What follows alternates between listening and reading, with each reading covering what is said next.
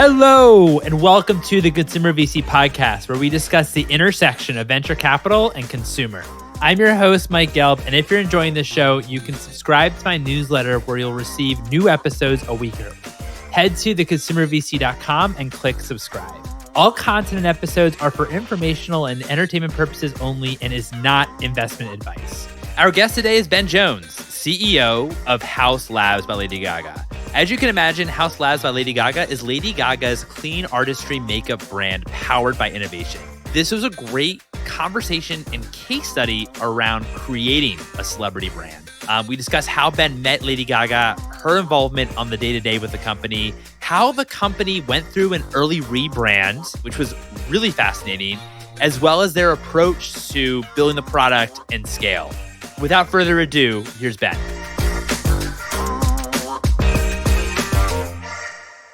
Ben, thank you so much for joining me here today. How are you? I'm doing great. Thank you for having me. Looking forward to talking about the business. Yeah, looking forward to talking all things Haus Labs. This is going to be a lot of fun. Wanted to first start off telling me, how did you meet Lady Gaga and what was your first impression of her?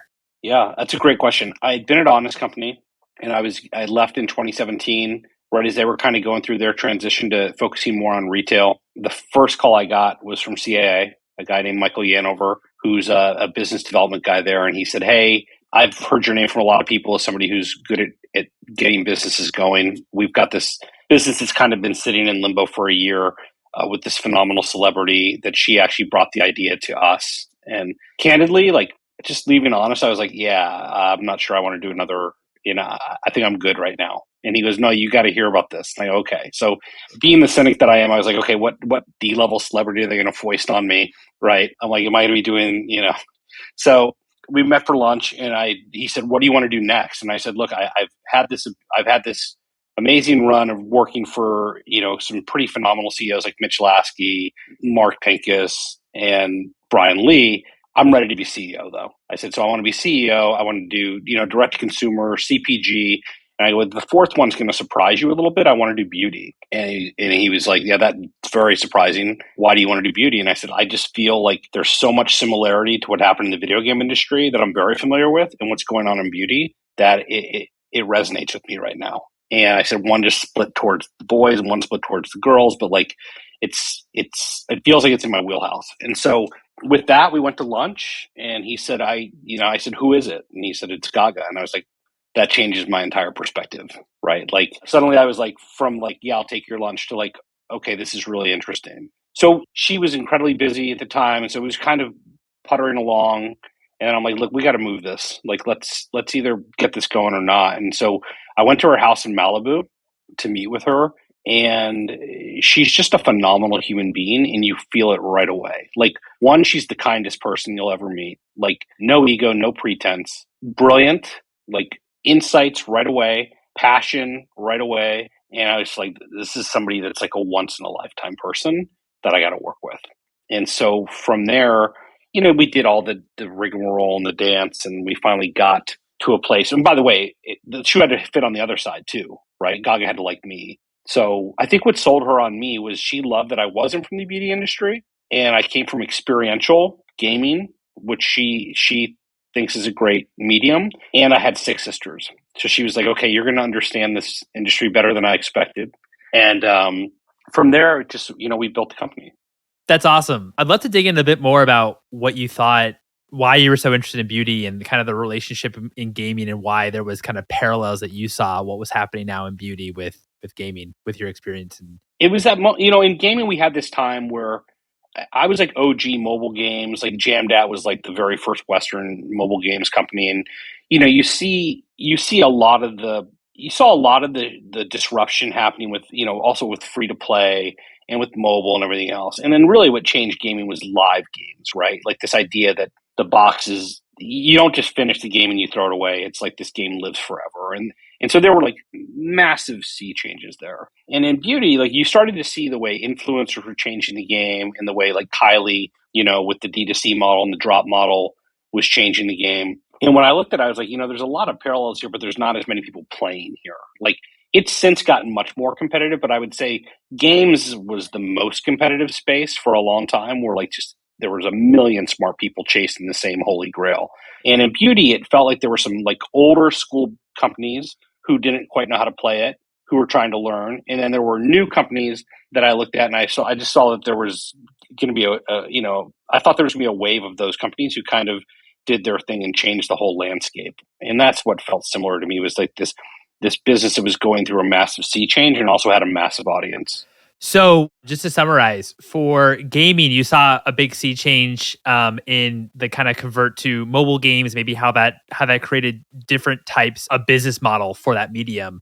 And what you're seeing then in beauty is with the online e-commerce and D2C, you selling on your own site. You're seeing that as kind of a sea change, a new medium that you thought there was maybe a white space here.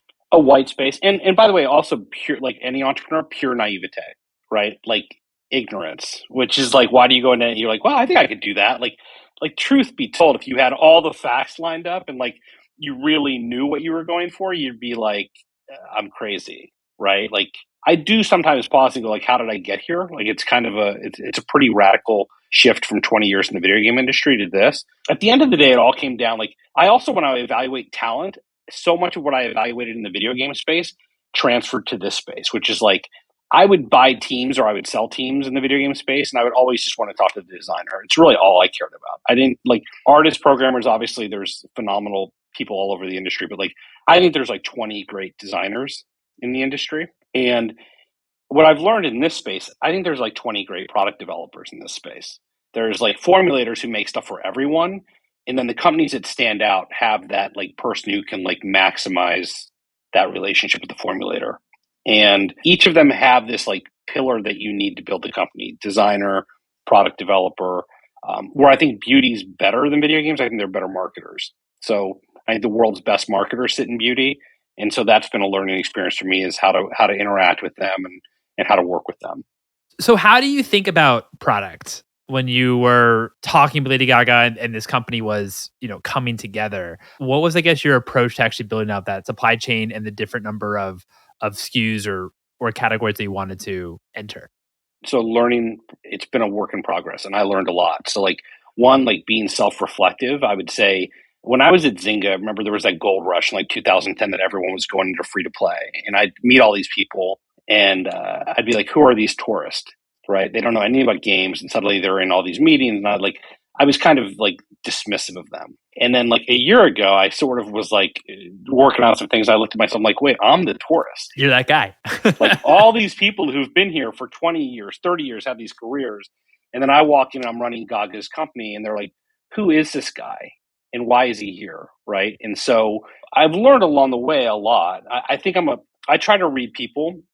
I have a higher EQ than an IQ, so I try to read people. Right. And I think what I learned very quickly, and Gaga learned faster than me, was the type of people we needed in the company to do what we wanted to do. And I learned in beauty, there's a huge difference between people who come from founder companies and then bigger companies. So we had to do a lot of work with getting the team right. I did a massive, the first 2-3 years of the company were really challenging because we were finding the perfect mix on who could complement Gaga's vision and embrace it rather than like try to push their own vision. Because Gaga is one of these people who's so forward thinking and so smart, you really got to kind of trust her and run with it, even if it doesn't totally make sense to where the business is. And so I focused always on product for the company, but I didn't quite know how to build the product that was going to win when I started, if that makes any sense. So, I put together a team, very talented people, but they weren't necessarily the team that wanted to build what Gaga wanted to build. They had their playbook from, their companies, and they wanted to build that, which is totally fine, but not with Lady Gaga. Because if you have Gaga the approver, versus Gaga the creator, you're not going to build an awesome company. And so when we started, I put too short of timelines on the team. I tried to get to market too early, and thinking speed would be our advantage. And the truth is, like, innovation and making the best product in the world is the advantage. And in this space, you cannot do that in 9 months to a year, which is what I pushed the team on. You really need 2 years to do it, 2 years to build the product correctly. So we swapped the team. We swapped out, in our first, we pretty much have a new company now, right? From a personnel standpoint, and we brought on people who were founder led, used to working with founders, and also we got lucky in some respects. Gaga attracts the best because they love her and they want to work with her. So we were able to put together this really rock star team. And then for this chapter 2 we just launched with Sephora last week on the 500 doors, it's all new product. Every single SKU. So every single SKU is new. We went clean. We overhauled everything. And we took a swing for the fences. We knew we couldn't tweak what we originally launched with and make it successful to the level we wanted it to. That's really helpful. And I mean, what fascinates me is, Lady Gaga, probably one of the busiest celebrities in the entire world, right? Touring, acting, engaging just in a number of activities. And how does she engage and interact with the brand and team, like, and the actual role that she plays within the company? If you don't mind, like, walking me through that. Yeah, no. So I think it's evolved over time. So look, as I learn about her and she learns about me, we learn like, okay, here are his strengths, here's my strengths, here's her strengths, and how do I empower, her and the team to listen to these things that we want to do. And so where she spends the majority of her time is on product and creative, right? So and not only that, by the way, she's much more, you'd be surprised, she's much more like brand systems. So she came to me a year ago and was like, we really got to get our brand systems stronger. So when I'm not there, everything's cohesive in the way it flows.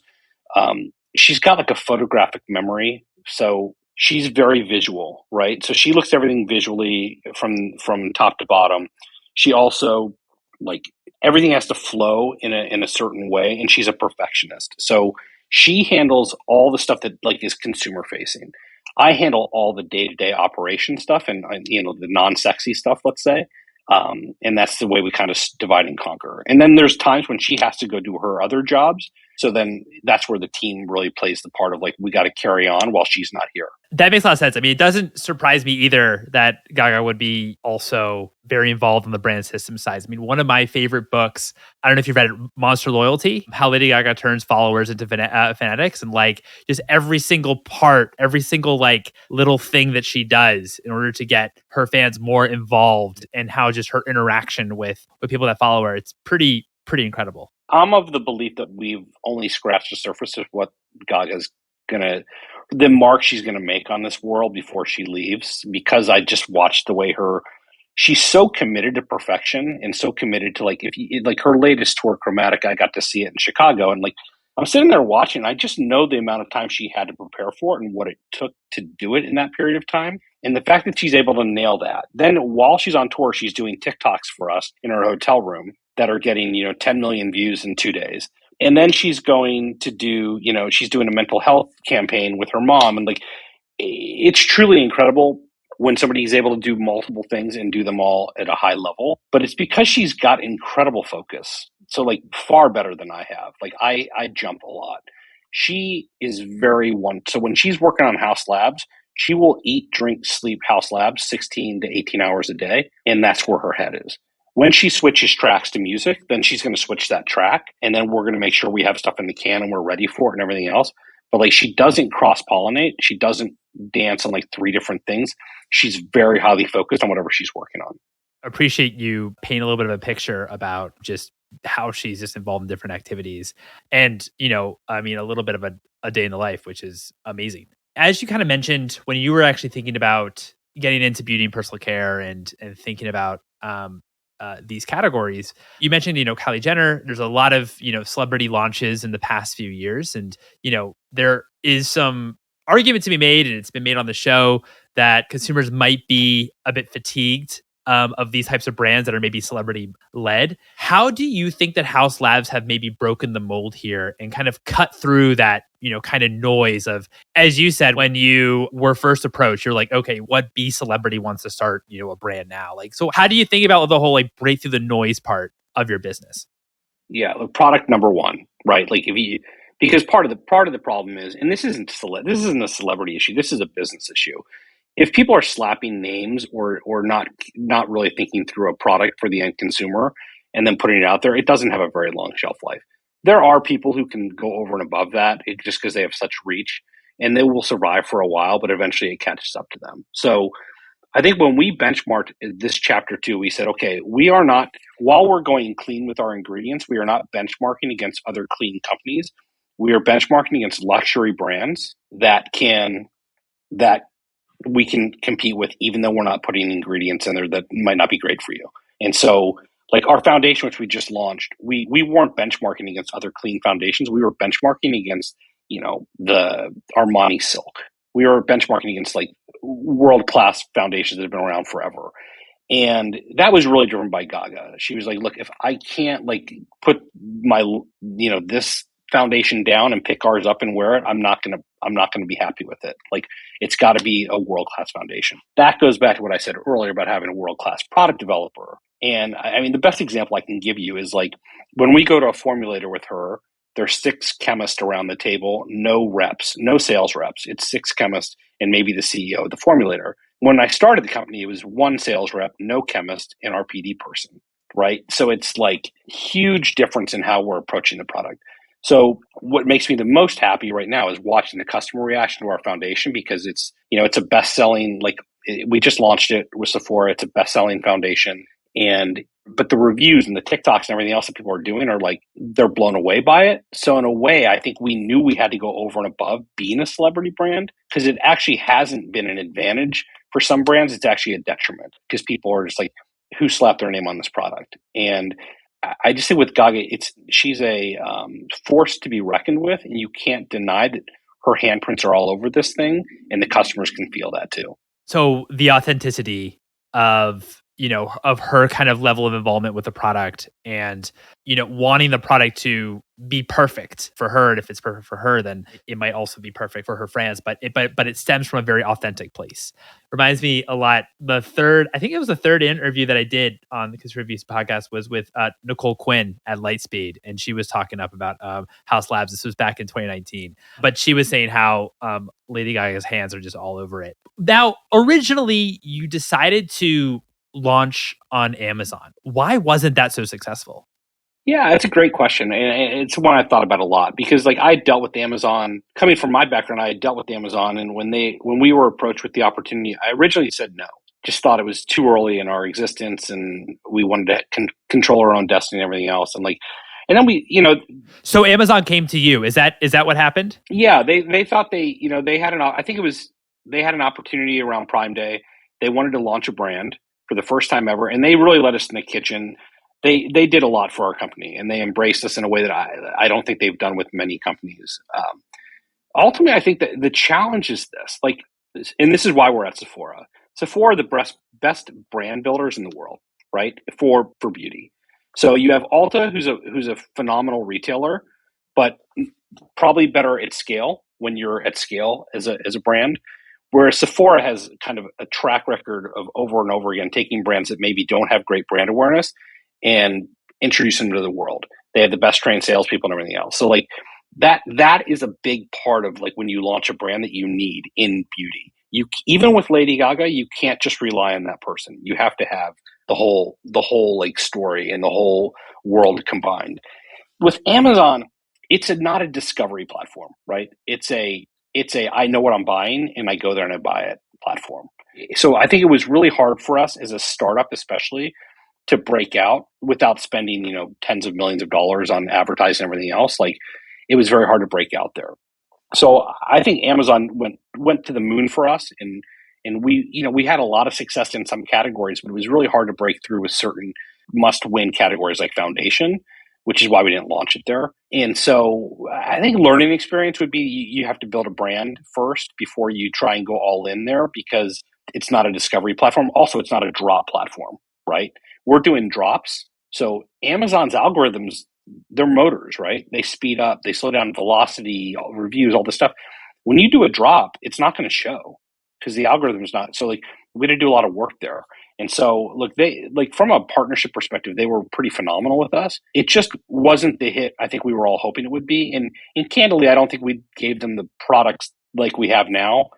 Just because we were learning and we were evolving as a company, I don't think we had our best foot forward either.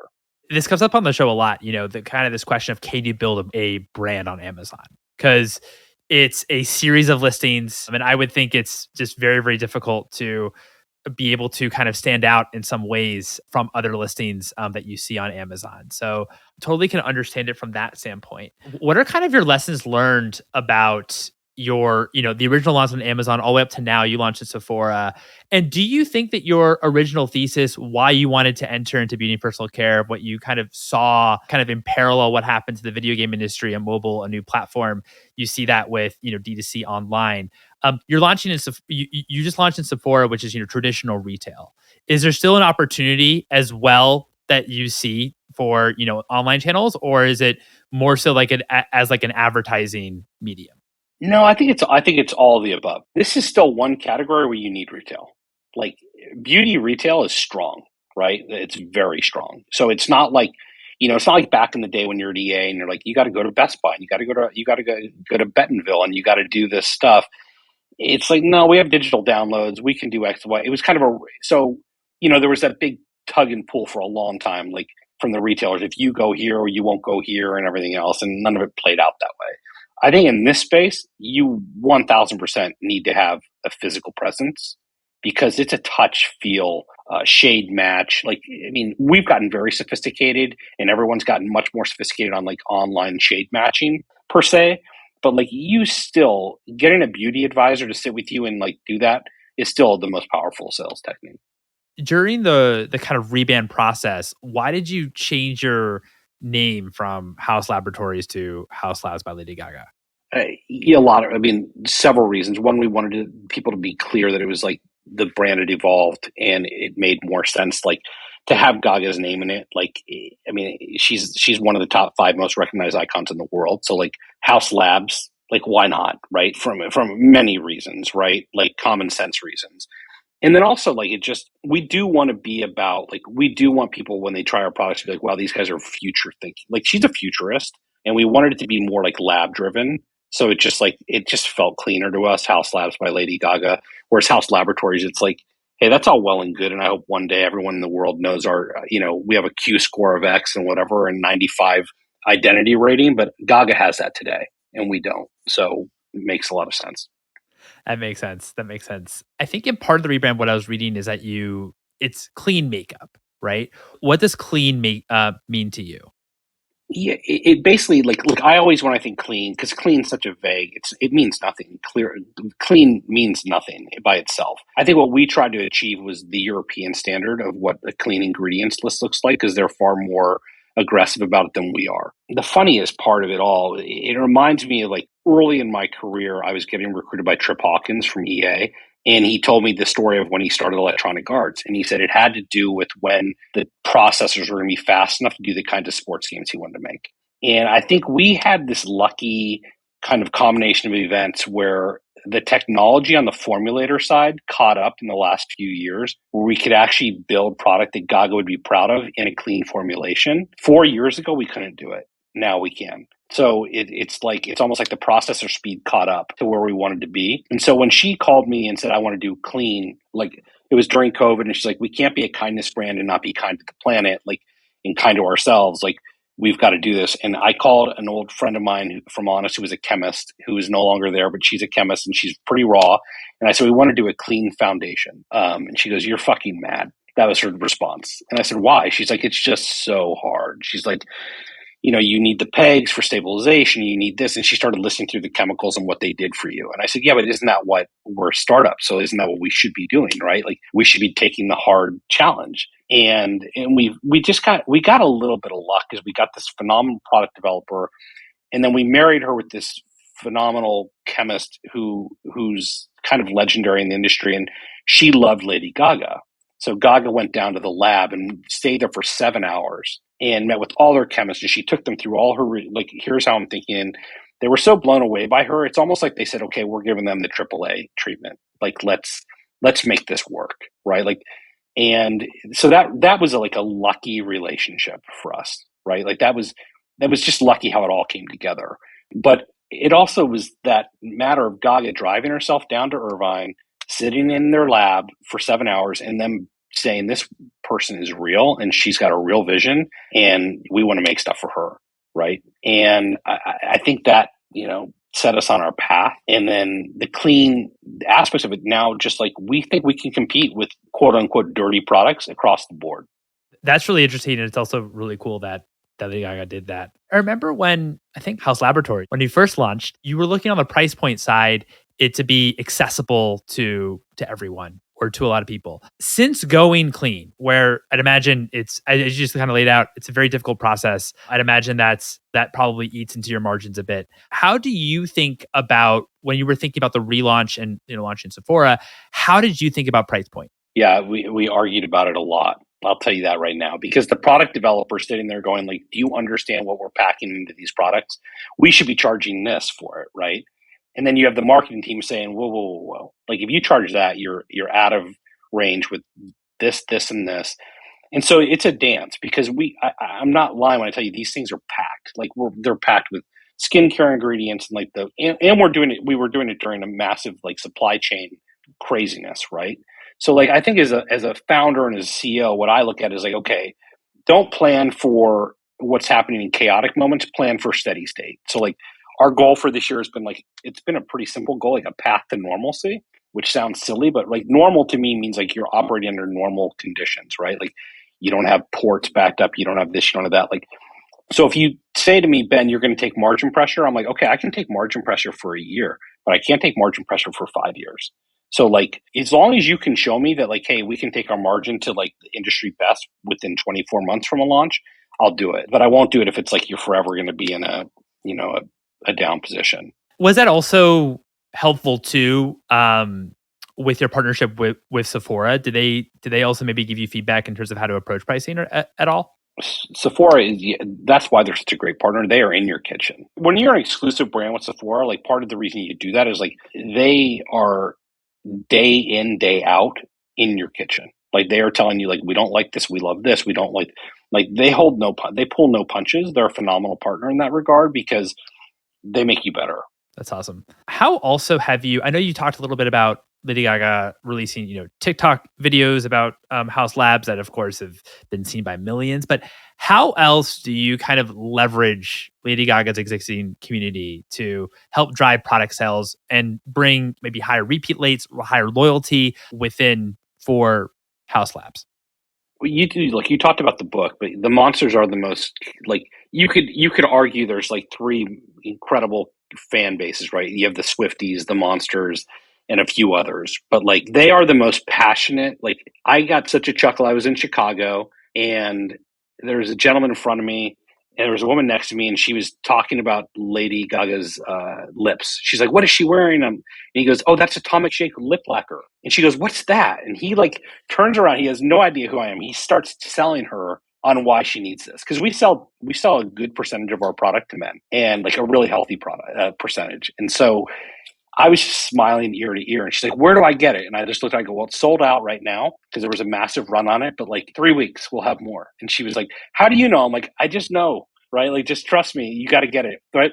And, but her fans, like when we launched the relaunch, they were printing posters in foreign territories, like in Paris, in the UK, and putting them up on bus stops on their own dime. So like that's the way. And one of the things I'm not going to go too into it now because I don't want to give it away too much, but like I think there's a massive opportunity for what happened in the video game industries with beta launches and building out community. In the beauty industry, one of the things I don't love about it is you pretty much push your poker chips in all the time because you don't get the fan like in video games. We could like test, right? We do soft launches in Australia and Canada and Philippines and everything else, and like you'd have general ideas, like especially at Zynga, like we'd know when we launched a game like how big it was going to be. In beauty, it's like okay, well we know this category is big, we're going to do this, like okay, let's go. And that's scary, right? As any company, is like every time you're launching, you're pushing your chips in. So I would love to get the monsters more involved in the development process, like literally give them updates on like, hey, here's a product like we're trying to get out, but we got, more builds to do. Here's what we're trying to get with it. What do you think? And even sending out little lab samples to people. That's where I think we can be disruptive. And that's, I think, a phase that's coming soon without spelling it all out. But like, I want to do a lab series that's much more, customer facing. I'm interested to see how you think about the category broader. Makeup just has a category broader. We've seen a resurgence during now post-COVID with people maybe going back to work, going out to being able to go out to restaurants and which is great into, bars and what have you. How have you seen or what are you thinking about how beauty is going to continue to evolve? And what are maybe some trends and categories that are most exciting to you right now? I think we were ahead of the curve, and it was really Gaga's foresight putting skincare benefits into makeup, right? So you look at, like, for example, the foundation. We have fermented arnica. It's something that we did in it, which causes, like, it reduces inflammation, and it does a lot of other things. So, like, we're getting a lot of incredible feedback from people who have rosacea or have eczema or maybe had breakouts, right? And they're like, I'm not getting any of that from your foundation. So, like, that's, I think that was a huge foresight by her to get the skincare benefits into makeup products. I think, look, obviously sustainability is still top of mind for a lot of the younger consumers, more so than the word clean. They want to know, like, okay, are you walking the walk, right? Like, are you walking the walk? Are you talking the talk? We're a kindness brand. We're an inclusive brand. So when we launched the foundation, like, we had to move heaven and earth to get 51 shades done. It's not easy to do 51 shades. It's, an incredible amount of work, but it was like, there was no way we were going to launch where, like, everyone didn't feel that we had thought of them when we were making it. So that's table stakes now. I think if you're not an inclusive brand, like, good luck. But where it's going, I think technology can play in this space. Like, you start to look at companies who are doing really smart matchmaking, and it's all algorithmically done with foundations and other things. They're getting really sophisticated. Obviously, AR, VR has some part. I still think it's small in this category, as it is in almost every other category. But you can see where it's going with virtual try-ons and stuff, and it's getting better and better. And then it's really, I think, like, how do we take the consumer to a place where it's not you just bought it and you're gone, but, like, you have an ongoing relationship with that product as it evolves, because they evolve all the time. We don't stop tweaking the foundation once we sell it. I know you started off, e-commerce. Now, of course, you've launched at Sephora, and that's amazing retail. What role do you think does, the online D2C channel play for Haus Labs? Yeah, I think it's our best storytelling. Look, like, Sephora is an amazing storyteller, but they got to tell stories for 100 brands, for 200 brands, whatever it is, right? This is where, like, her fans come to us. They're obviously going to Sephora as well, but they come to our site. They come there, like, they know, like, we have a phenomenal social team. Gaga's also, like, evolved so much. Like, if you think about her role over the last 4 years, she started more as, like, she's here, right? You're a fan, and Gaga's up there, and you kind of know her, but you don't. She's engaging right now. So she's on TikTok. Like, this woman did this awesome TikTok about the foundation and how she loves it, and Gaga comments on it. Well, the effect that has on these people who've loved her their whole life and everything else, like, it's really amazing. And, like, then they know how involved she is. So, like, she's, I think, also evolved her own approach. She's far more engaging with the customers because she's so proud of what we're building right now. Right. And I think that's the other thing. Like, if you're working with any celebrity, they're a perfectionist and they're artists. So if they're not thrilled with whatever they're selling, it's not going to be as effective. And so letting her, drive that product from A to Z has made her so much more excited about the way she supports it. I agree. It makes a lot of sense actually reaching out to your fans and kind of being part of them and not just feeling like, as you say, like you're actually separated from them, but you actually are engaged with people that, of course, love your product. Kind of be part of the conversation and have it actually be a conversation, which I think is really cool. Who are some of your role models personally when you think about product and customer experience? That's a great question. I don't know that I have a particular role model other than I know how important it is. Like, what I would say is, when I was at Zynga towards the latter part of my tenure there, I was running the green light, and, like, I remember, like, playing through all of our games and kind of having a very candid conversation with Mark and being like, I think our games stink, right? Like, I'm like, have you played all of our games? And he's like, what do you mean? I go, like, we have a great central product management group. The problem is they give best practices to each other and they enact them in real time. So all of our games play exactly the same, right? And it was kind of this aha moment for me. I think it was kind of an aha moment for him, because he went home and played them and he was like, uh-oh, right? And I think from a product perspective for me, like, I also just have learned over time, like, everything else is a support function, right? Like, I'm a support function. If I'm in sales, I'm a support function.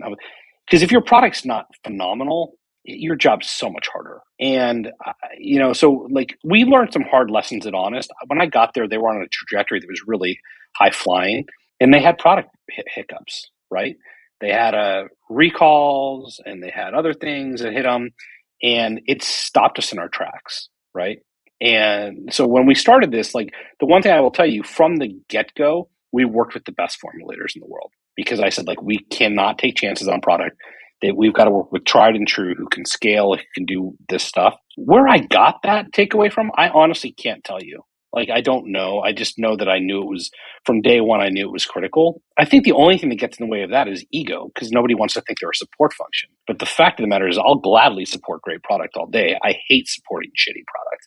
It all comes back to the product, right? It all comes back to the product. How did you feel during the chapter 2? I know it's only been a week, but how did launch go at Sephora? It went phenomenally well, and I think like they're very happy. We're very happy.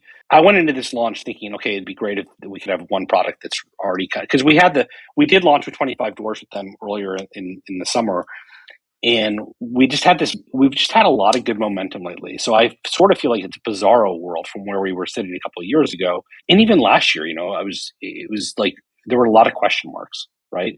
So just seeing the reviews, seeing the customer feedback, seeing the way the shoppers are shopping it, it's just been like really, really positive. And I can't go into like numbers, but I can tell you, like, we can talk about being a bestseller there right now.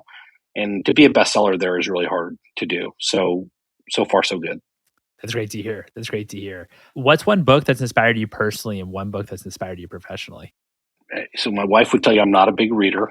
She gives me grief all the time. She's like, you could be reading right now. Shoe Dog is a book that I love by Phil Knight. And actually, Bing Gordon made us all read Save the Cat. I don't know if you've ever heard of that book. It's a screenwriting book. And basically it's about like there's like 10 architectures in all screenwriting. Like all movies come down to like 10 basic architectures. Once you read it, it's really good if you're in any creative class, like to read that book, because it will just show you like, okay, don't overthink things. Like there's the boy meets girl, there's the reluctant hero, there's the this, that, the other thing. So like that book was very impactful on me as I think about business in general. Shoe Dogs probably personally and professionally, I think Save the Cat, which sounds crazy, but it's just because it's a screenwriting book, but you should read it because it's like, when you read it, there's a lot of like, that's very interesting. Yeah, I mean, it's funny because Shoe Dog is the most referenced book whenever I ask this question. But Save the Cat, no one has mentioned Save the Cat, so you are very original. My final question to you is, what's one piece of advice that you have for founders currently? One piece of advice I would have is, I think, like, don't underestimate experience and pattern recognition, but that goes two ways. Don't underestimate it going towards the business, and don't underestimate it in yourself, because we all become creatures of habit and we all become set in our ways. And I was lucky to have somebody like Gaga who inspired me to like go out of my comfort zone. But I think it's very easy, especially as an older founder, to not see that in yourself. And so I think that's the big thing. And if you're in the VC world and you're raising money, you got to go for it. If you raise money, you're going for it. You're not trying to build a $5 million, $10 million revenue business. You're trying to really change an industry, and you're trying to build a very massive revenue company. So like, don't go there if you don't want to go there. Ben, thank you so much for your time. This has been a lot of fun. Thanks, Mike. And there you have it. It was so much fun chatting with Ben. I hope you all enjoyed it. If you enjoyed this episode, I'd love it if you'd write a review on the Apple Podcasts. You're also welcome to follow me, your host, Mike, on Twitter @MikeGelb, and also follow for episode announcements @ConsumerVC. Thanks for listening, everyone.